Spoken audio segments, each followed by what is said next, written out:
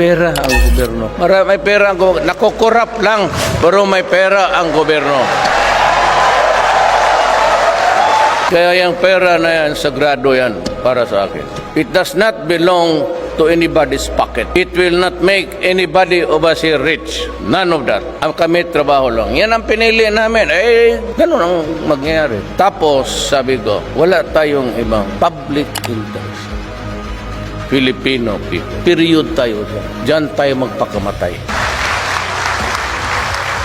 Not every Filipino is given a chance to be a cabinet member or to be president. It would be an honor to die for you. Maraming salamat po.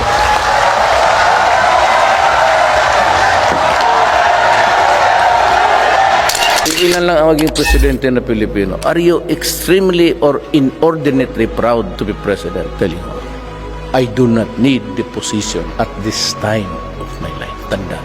So, dito lang. Huwag na yung martial law na declare martial law. Dito lang umiikot.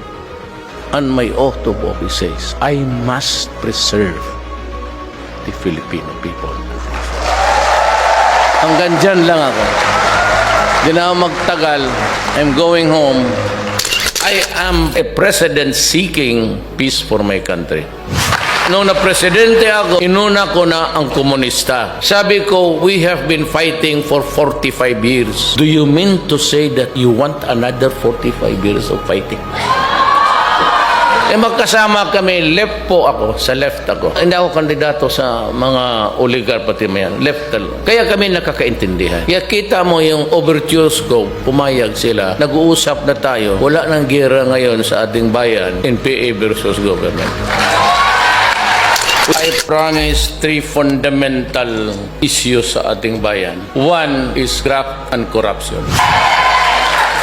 Ang analogy ko dyan is parang eroplano tayo na nandyan sa runway, bumubuelo na. For all these years, hanggang runway lang tayo, talagang hindi tayo naka-take off. And one of the things that I blame for this entire whatever, Filipino thing lang, is because of corruption. Has really pulled down the country considerably. Second ho, ang I promised you, itong drugs kasi mabigat na problema sa bayan.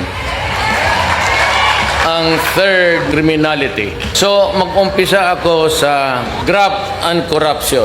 Hindi ako nagbubula tapos ng eleksyon. Hindi na ako makatakbo uli. Sabi ko sa kanila, wag ninyong galawin yung maliliit na tao. Kasi yung maliliit na tao, yun yung nangailangan ng gobyerno. These are the guys who need the help or government just to be there. Yung mga mayayaman, hindi na kailangan yan. Pwede na ninyong nakawan, sabi ko. Pwede din yung k***apin. Huwag yung maliliit.